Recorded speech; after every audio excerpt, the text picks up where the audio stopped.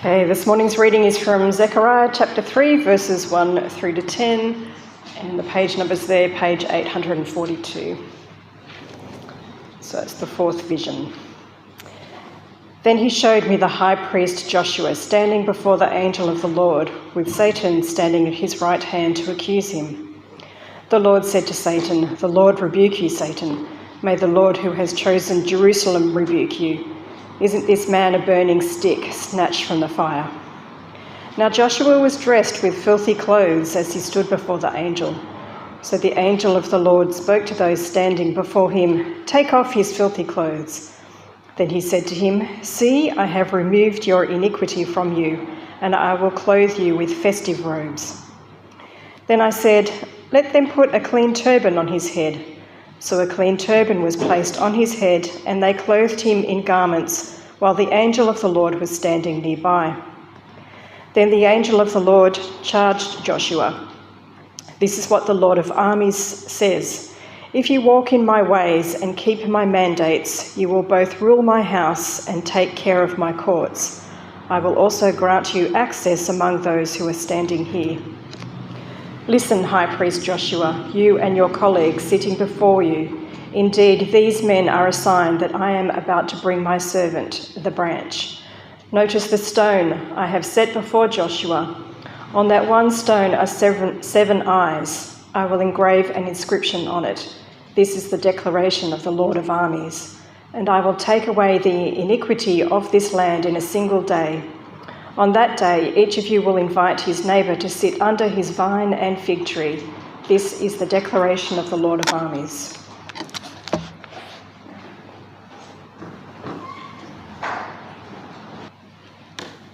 Just get myself ready here. It's on page 842. We're looking at Zechariah. We're going through the book of Zechariah. And so we're just going through it. And so each week, and this week we're up to chapter 3. Page 842. Do open it up because it'll be really helpful for you to follow along.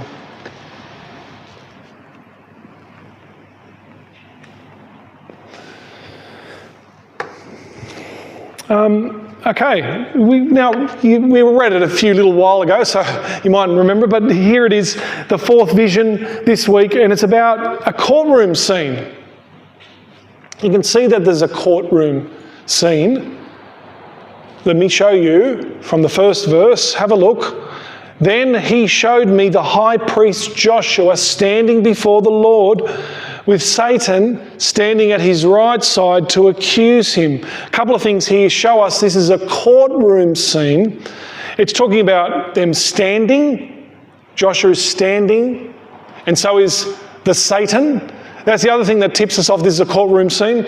It's literally, there's a definite article there in the Hebrew, I think. It's the accuser. I think there's a little footnote down the bottom that says that. The accuser.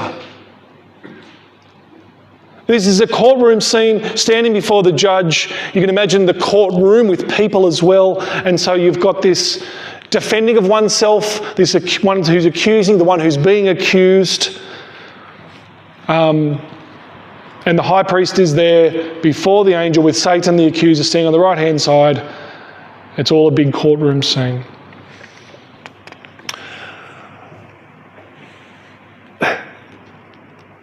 This courtroom scene is a window into us before God and into the reality of life and how it works. And the question I suppose we need to start with is, who is this person being accused, and who is this man Joshua, and what is the situation here? Well, look at verse 1 again. Joshua is the high priest. And now that's really important, because what does that mean? A high priest is someone who is representative of the people of God. So he's the high priest, he's the people of God, and he's before the courtroom, before God, representing God's people in the courtroom, right? Representing God's people before God. Now in Zechariah, the context, if you remember, was God's people had come back and they were told to build the temple. Do you remember? They were told to build the temple. And you'll have a look at the chapter verses just to remind you. Have a look at the one previously. It says the surveyor or the measuring line. We saw this last week. Just before that is the craftsman. There's all titles to do with the temple and to do with building. And so here it really underscores the importance of building the temple. God's people have come back and they need to get on with building the temple. Why? Because that's where God is going to come back. God's presence is going to be there. And what else do you need when you have the temple? You have Jerusalem, you come back, God's people have come back to God's place. They need to build a temple. That's where God is. And what you need in the temple? You need a priest.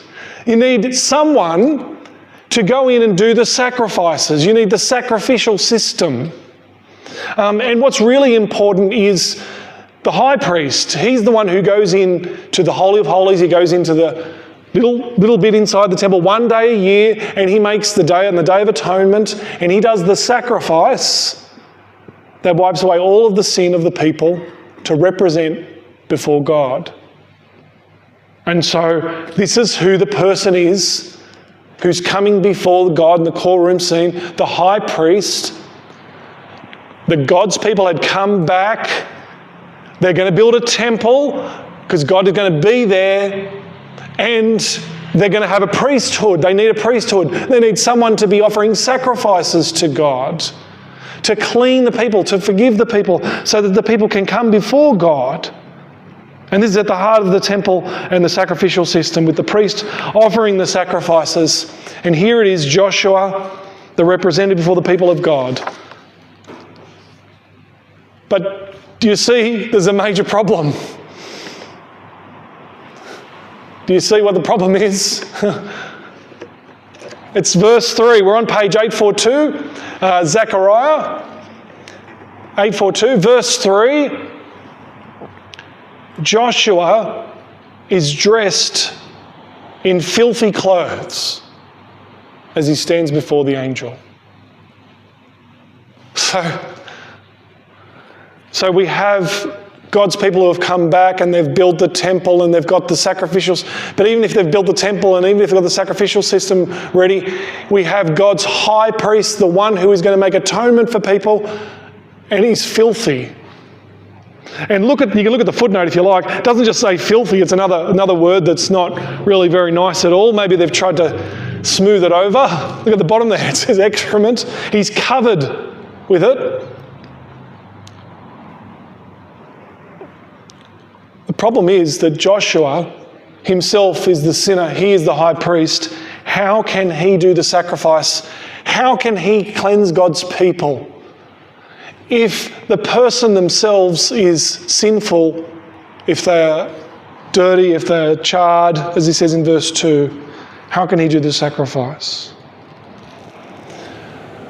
All of this passage is trying to get across to us that all religions are the same in the sense that they build a temple, they build a place to get from God, from the people to need to get to God.